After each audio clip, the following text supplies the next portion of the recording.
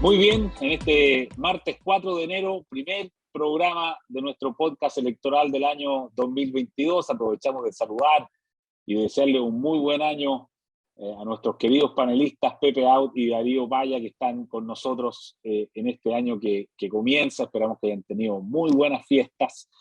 Y déjenme partir este primer programa con algo que está ocurriendo ahora mismo. El programa lo estamos grabando pocos minutos después de las 5 de la tarde, cuando la Convención Constitucional está tratando de elegir una nueva mesa y estamos viendo con alguna sorpresa o algún asombro, quizás más que sorpresa, asombro, cómo no se ha podido elegir, ya van 3 rondas de votación y no se ha podido elegir una nueva mesa, una nueva presidencia y una vicepresidencia. No ocurrió lo que se preveía en la mañana, que esto iba a ser un triunfo más o menos claro de la socialista Ramona Reyes y de Beatriz Sánchez como vicepresidenta. Estamos todavía eligiendo a la presidencia, así que todavía Beatriz Sánchez no se sabe cómo le ha ido, pero no hay manera. En la tercera votación, fíjense que el Frente Amplio votó por Cristina Dorador, el Partido Socialista por Patricia Politzer y el Partido Comunista por Eric Chinga, y ya está fuera de carrera la socialista Ramona Reyes.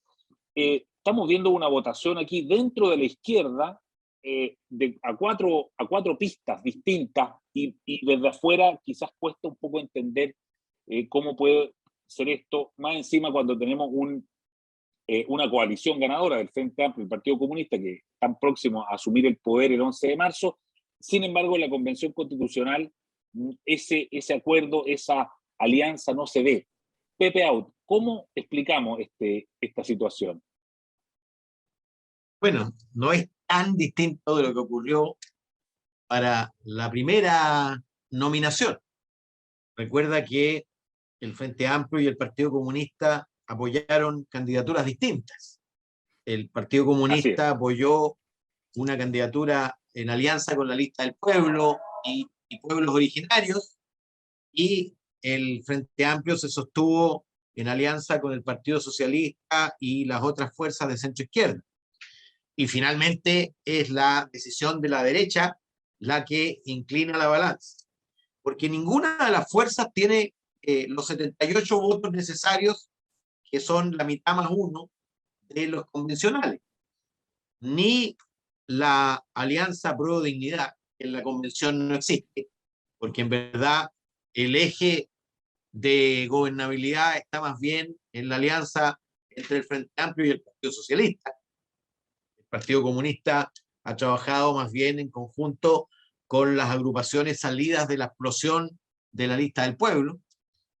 Y luego está los independientes no neutrales, que se ubican en la centro izquierda, la Lista del Apruebo, los que quedaron de la Lista del Apruebo, y las dos agrupaciones en que se estructuró los 37 de Chile Vamos. Chile Vamos republicanos, digamos, que fueron en lista unida.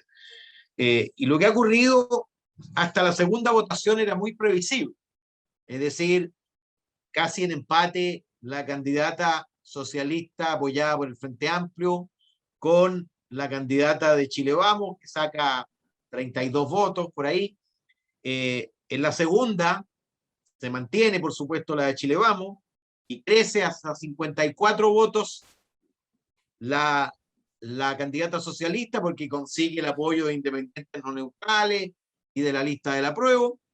Y cuando solo faltaba para la tercera votación la decisión de la derecha para elegir, en el fondo tenía la carta de decidir si Cristina Dorador o Ramona Reyes, es decir, si el eje de gobernabilidad PS Frente Amplio o más bien Cristina Dorador, ocurre lo que está empezando a ocurrir hoy día, que es la incidencia de las redes sociales, ¿ah? Y un informe de Contraloría que ya era conocido cuando se nomina la candidatura, se actualizan las redes, porque no es una noticia nueva, sino que se actualizan las redes y las redes presionan de manera muy poderosa, y el Frente Amplio le retira el apoyo a Ramona Reyes. Independientes no neutrales vuelve sobre su candidata Patricia Politzer, y y cambian de manera radical las cosas. Entonces hoy día, en un rato más, mi duda es si habrá un arreglo para poner otro socialista o la propia Beatriz Sánchez, que pase de la vicepresidenta a la presidencia, no lo descartaría, o una inclinación masiva hacia Cristina Dorador, que es una Es una profesora académica, universitaria de ciencia claro, entiendo, la en Universidad de Antofagasta. Antofagasta, ¿ah? Pero que se ha alineado más bien en los sectores radicales de la convención, aunque en este caso compitió con Eric Chinga, que era el candidato de algunos de los pueblos originarios más el Partido Comunista, que quedó muy pronto fuera de carrera. Pero la explicación principal es que no hay una fuerza que tenga la mayoría, ninguna, ninguna, y que todo depende entonces de las articulaciones de al menos tres componentes. Ni siquiera con dos componentes logras estructurar la mayoría. Es decir, si Apruebo Dignidad se pusiera de acuerdo con el Frente Amplio, tampoco consigue la mayoría. Entonces se produce este juego de movimiento que puede terminar en Dorador o puede terminar en una candidatura de reemplazo de Ramona Reyes. Entiendo yo que los pasillos hierven en este minuto, ¿ah? Y ahí se ponen a prueba las capacidades de negociación y de experiencia política, que no son muy abundantes en la convención, porque se trata en su gran mayoría de personas que no han estado expuestos a estas situaciones, ¿ah? Claro. Yo lo explicaría así. Bien, Darío, en esta circunstancia la derecha como que de alguna manera toma un poco de palco porque todo esto ocurre, ¿no?, en el mundo de la izquierda. ¿Cómo lo ves tú esto que está ocurriendo ahí? ¿Qué significa? ¿Qué significado tiene? ¿Tú le ves algún tipo de proyección? ¿Insinúa algo con lo que pueda venir más adelante en la discusión de la Constitución? ¿Cómo lo ves? Bueno, yo creo que es una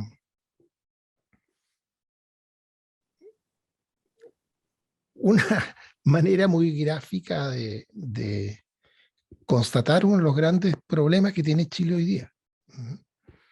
Eh, Fíjate que detrás de todas estas candidaturas y nombres y esta descripción que nos acaba de hacer Pepe, salvo en un par de líneas muy gruesas, ¿dónde encuentra la gente en estas repartijas o en estas secciones del electorado interno de la convención referencias a contenidos constitucionales, ¿eh? A líneas? Aquí hay un proceso mucho más de fuerza centrífuga que de convergencia en posiciones. Entonces, claro, uno quisiera saber, y yo no tengo manera de saber, en torno a cuál de estas personas uno puede suponer puedan cuajar dosis de liderazgo mayores que hagan posible convergencia, etcétera, etcétera, etcétera, ¿eh? Y se escucha muy poco todavía de eso, de convergencia en torno a sustancia. Más bien sigue siendo todo lo que uno escucha que pasa y se conversa en los pasillos y en las salas de la constituyente. Es como la palabra se puede malentender, porque no la digo en ningún caso peyorativamente, pero como una feria de exposición de ideas originales y peticiones y deseos de cosas que a lo mejor no sería mala idea que estuvieran en la Constitución, y que por supuesto que no se le haya ocurrido a nadie en ninguna otra parte ponerla, no quiere decir que sea mala idea, y entonces creo que el gran desafío del país para los próximos años, digamos, para los próximos tiempos. Y este año, por supuesto, que pasa por el destino de esta convención constituyente. Y creo que las complejidades no digo para elegir a su próxima directiva, para desde fuera identificar más allá de un selecto grupo de personas conocedores de los vericuetos de las distintas facciones, qué sé yo, identificar algo que le haga sentido, que le comunique sentido político sustantivo al resto del país. Como que eso contradice todo lo que siempre se ha dicho respecto a lo que uno quisiera, de lo que se esperaría de un proceso constituyente, ¿no? Que sea participativo, inclusivo. Yo no sé quién tiene la sensación que detrás de todas estas cosas hay algo que produzca cercanía a la gente, ¿eh? Más bien todo lo contrario. Claro, y es bueno el punto que hace Darío, que en el fondo uno no sabe, uno dice, bueno, señor Chinga, ¿qué propone Cristina Obrador? ¿Qué propone Ramona Reyes? Como que uno no sabe qué representa cada uno de ellos, y tienes un punto bueno, creo yo, en el tema que es más una cuestión más de Es que personalidades. ironizar, Eduardo, ¿eh? Lo digo. Mm. Yo creo que probablemente esto tenga mucho más que ver con el control del proceso, compañero. Para muchos de los involucrados en esta discusión. Más que con esta normita o esta otra, con el control del proceso. Porque algo que se nos puede olvidar en el ambiente de canonización, buena hondísima en el que estamos, la buena onda notoria, digamos, que ha primado en el ambiente político post-elección de Gabriel Boric, o como le leí a Rafael Gumucio la mañana, ayer, San Gabriel. En este ambiente se nos olvida que lo que Chile está viviendo o ha logrado más o menos, tratar de hacer meter en un envase institucional es una revolución.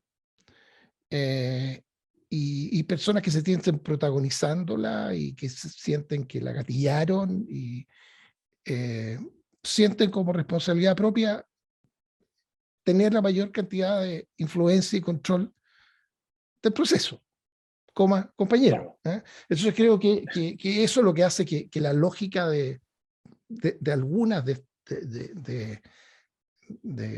estas iniciativas diste mucho de cualquier cosa que pueda ser percibible o relevante para la gente en general. Pepe, ¿tú crees que esto que ocurre en la convención, este Partido Comunista dividido con el Frente Amplio, pueda augurar dificultades para la configuración del gobierno de Gabriel Boric, que es lo que vamos a vivir ahora en las próximas semanas del verano? En ese sentido, ¿cómo estás viendo tú ese primer gabinete, o que ese primer gabinete como que a uno es como la primera foto, ¿no? Que a uno le dice, mira, más o menos así viene la mano?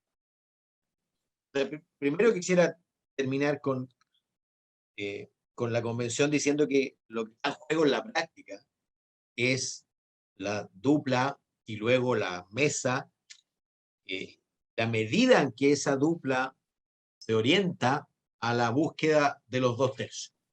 La medida en que esa dupla favorece la constitución de 2/3, ¿y de qué 2/3 estamos hablando? De 2/3 que se correspondan al estado general de la opinión pública, o 2/3 que se correspondan a ese momento especial en que se eligió la convención con esas reglas especiales que significaron que tengamos una convención con una estructuración política muy disociada de la estructuración política de la sociedad. Es decir, la convención correspondió a un momento excepcionalísimo, y luego, cuando de alguna manera se reconstituye la nueva normalidad, esa nueva normalidad está muy alejada de lo que es la convención. Es decir, algunas de las posiciones de la convención pueden tener el 20% de la convención, tienen muy poca incidencia y representación en la opinión pública. ¿Estás seguro que si Artés sacó 1,5% de los votos en el electorado general, debe haber sacado 15% de los votos en la convención? Por nombrarte algo, Ossi Cast sacó 44% en segunda vuelta, debe haber sacado 20% con suerte en los convencionales. Y por eso es tan importante cuál es la dupla y su convicción respecto a la necesidad de los 2/3 y de que esos 2/3 incluyan a todos los sectores, o por lo menos a los sectores principales de la sociedad. No creo que esto tenga impacto, porque de hecho es algo que viene desde el inicio de la convención, el rol del Partido Comunista en relación a su voluntad de captar más bien a la izquierda radical que aliarse con la rodilla articuladora de la convención, que ha sido el Frente Amplio con el colectivo socialista. Colectivo que a su vez se engancha con independientes no neutrales a la lista de la prueba, que a su vez se enganchan con parte a lo menos del colectivo de derecha. Y yo creo que por ahí va la cosa, porque si la dupla no representa esa rodilla articuladora, van a tener una tarea muy difícil. Y el escenario, yo no veo, como siempre lo he dicho, un escenario de una constitución, de un texto bolivariano que se le proponga al país. Más bien creo que el riesgo principal es el de no llegar a acuerdo, es decir, de fracasar en la tarea de proponer un texto. Y por eso es tan importante quiénes son los que reemplazan a Loncón y Baza. El gabinete de Boris, sí. Dicho esto, yo no creo que el problema del gobierno de Boris sea el PCA. Yo creo que sus problemas van a venir más bien es su propio frente político, del Frente Amplio, más que del PC. Porque el PC es una fuerza extremadamente disciplinada, extremadamente orgánica.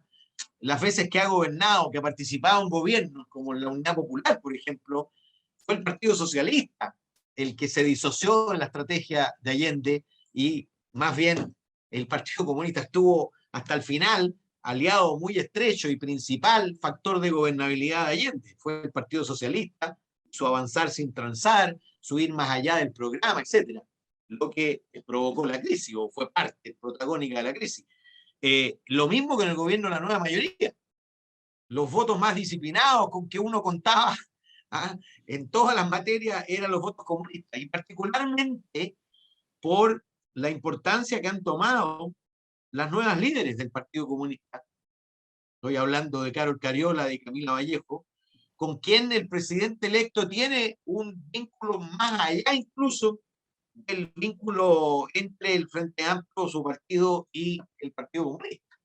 Y como además una de ellas va a jugar un rol importante en el gobierno y la otra va a jugar un rol importante en el Congreso, yo te aseguro que los problemas no van a venir del Partido Comunista. Van a venir del núcleo dirigido por Pamela Giles, van a venir probablemente del Partido Comunes, que es una especie de PRI del Frente Amplio.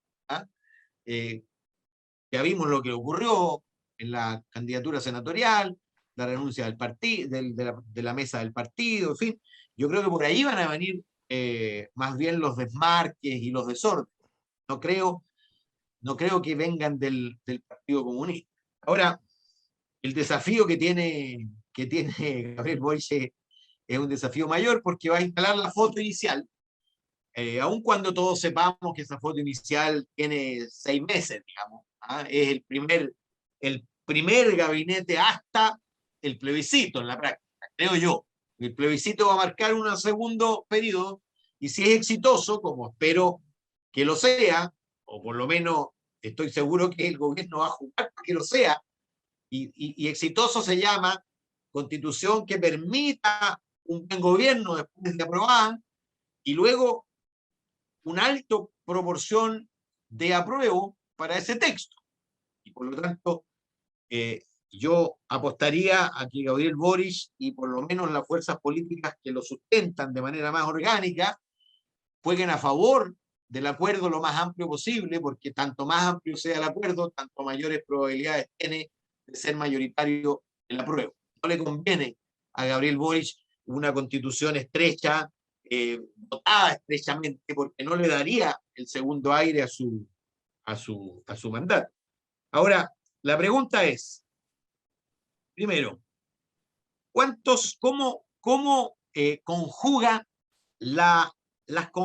la variedad de dinámicas que están insertas en la cuestión. Primero, el recambio generacional. Segundo,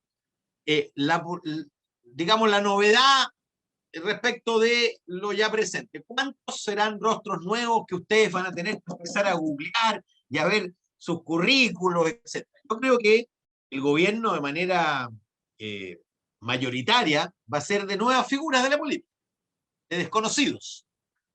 Vamos a tener, por supuesto, algunos nuevos conocidos, como Camila Vallejo, Giorgio Jackson, Isquia Siche, que yo creo son números puestos dentro del gabinete. Yo no imagino a Gabriel Boric permitiendo o de alguna manera protegiendo figuras de un eventual rápido desgaste o qué sé yo. No imagino, como dicen algunos, a Giorgio Jackson metido, protegido dentro del segundo piso y no jugándose entero por el éxito en el primer tramo del gobierno, porque el primer año de los gobiernos es el año decisivo. Yo te diría que probablemente a estas alturas es el único año en que los gobiernos son transformadores. Es el único año en que están impulsados por el triunfo en segunda vuelta, por la imposibilidad de la oposición de hacer oposición radical una vez que han perdido recién las elecciones, en fin. Y si tú miras los primeros años de Bachelet 1, Piñera 1, Bachelet 2, Piñera 2, es estrictamente así. ¿Ah? Y por lo tanto, yo lo veo poniendo toda la carne en el asador. La tercera pregunta es: ¿cuántos y cuán centrales van a ser las incrustaciones de la exconcertación dentro del gobierno? ¿Ah? Si los ocupará solo para resolver problemas de presentación formal, como defensa y relaciones exteriores, por ejemplo, o los mete a la conducción, a participar de la conducción central a través de ministerios políticos o ministerios de grandes recursos como obras públicas, educación, salud, en fin. Y esas son las tres preguntas que yo me hago, y por supuesto son decisiones que van a marcar. ¿Habrá o no habrá alguien de origen demócrata cristiano en el gabinete? Yo diría que va a haber, pero no suficiente como para decir que la democracia cristiana está dentro del gobierno. ¿Habrá socialistas, PPD y qué sé yo? Va a haber, pero ¿serán suficientes para asegurar la lealtad y colaboración activa de sus parlamentarios en la Cámara y en el Senado? Eso está por verse. Claro. Interesante. Darío Paya, ¿cómo te imaginas o qué estás pensando en ese gabinete? Y si tuvieras que hacerle algunas recomendaciones de verano, para el verano, al presidente electo Gabriel Boric. Yo creo que una observación mínimamente honesta de la realidad indica que la digo bastante bien sin recibir consejos míos, así que no. Yo creo que, por tanto, mi primer consejo es que no escuche consejos míos. ¿Eh? No. Ahora, también le aconsejaría que no lea el mejor libro que todos los que no hayan leído debe leer sobre uno de los problemas que en el fondo él va a estar enfrentando. Es de los grandes libros, creo yo, que se han escrito y que yo he disfrutado, que se llama El hombre que amaba a los perros, de Padura, de verdad, de Leonardo Padura. Mira ahí cómo movía la cabeza Pepe. Yo creo que en estos tiempos y lo que se está viviendo en Chile, es un libro, una historia notable, en que se mezcla la revolución rusa y la española y la mexicana y la cubana, y es imposible no leerlo en chileno.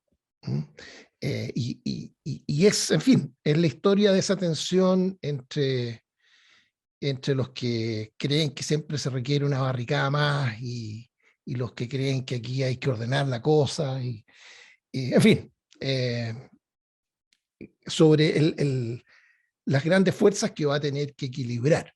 Es una not recommendation. Una buena not recommendation. Yo creo que él ya lo leyó, y para qué leerlo de nuevo, y además que si no lo hubiera leído, para qué angustiarse. Pero yo creo que todo el resto lo debiéramos leer, porque de verdad es una ventana al fondo de lo que se nos viene.